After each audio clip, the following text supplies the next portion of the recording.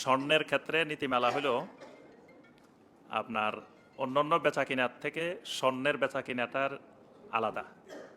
মনে রাখতে হবে তিনটা জিনিসের বেচা কিনার সিস্টেম অন্যান্য জিনিসের বেচা কিনার সিস্টেমের থেকে আলাদা।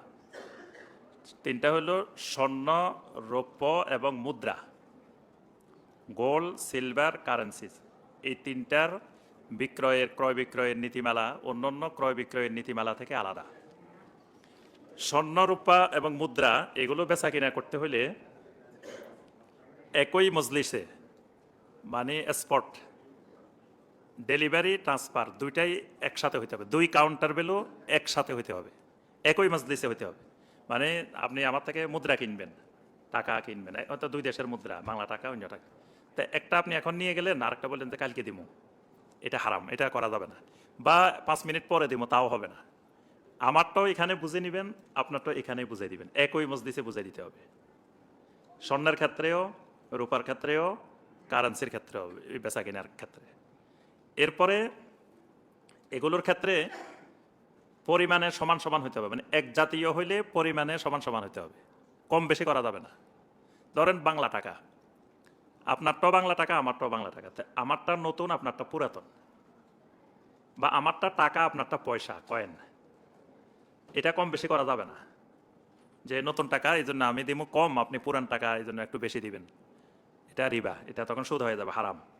ঠিক আমি দিব আপনাকে টাকা, আপনি দিবেন কয়েন। তো সুতরাং কয়েন যেহেতু, তাইলে আপনি আমার দরকার, আপনি 95 টাকার কয়েন দিবেন, আমি আপনাকে 100 টাকা দিয়ে দিলাম, তাহলে এটাও হারাম। মানে সমান হতে হবে জিনিস দুটা, পুরাতন হোক, নতুন হোক, নিম্নমানের হোক, ভালো মানের হোক। ঠিক স্বর্ণের ক্ষেত্রে যখন আপনি বেচা কিনা হবে, স্বর্ণ দিয়ে স্বর্ণ যদি বেচা কিনা হয়, তাহলে সমান সমান, পুরাতন স্বর্ণ আর নতুন স্বর্ণ দুটোটার পরিমাণ সমান হইতে হবে। মানে এটা যদি 10 তোলা হয়, ওইটাও 10 তোলা হইতে হবে, পুরান হইলেও। অথবা একটা চাকা স্বর্ণ আর একটা অলংকার, তাও কিন্তু সমান সমান হইতে হবে, কম বেশি করা যাবে না। এই জন্য এখানে যেটা বলছেন যে একই দোকান হইলেও, ধরেন আপনি পুরাতন স্বর্ণ চেঞ্জ করে নতুন স্বর্ণ কিনবেন, তো একটা দিয়ে আরেকটা পরিবর্তন করলেন, এটা জায়েজ নেই। করলে সমান সমান করতে হবে, কম বেশি করা যাবে না। মানে নতুনটাও যে পরিমাণ, পুরানটাও সেই পরিমাণ। তো এটা তো কোনোদিন হবে না, কারণ পুরানটার দাম হয়েছে কম, নতুনটার দাম হয়েছে বেশি। তো এই জন্য কী করতে হবে, প্রথমে আপনার পুরানটা বিক্রি করতে হবে। বিক্রি করার ক্ষেত্রে ওই দোকানদারও কিনতে পারে, অন্য দোকানদারও কিনতে পারে, যে কেউ কিনতে পারে, যে কারো কাছে আপনি বিক্রি করেন। ওই লোক যদি শর্ত করে যে আপনার পুরানটা যদি আমার কাছে বিক্রি করেন তাহলে আমি এটা আপনারে দিমু, যদি পুরানটা আমার কাছে না দেন তাহলে কিন্তু এটা এই দামে পাবেন না, তখন দাম বাড়ি যাব।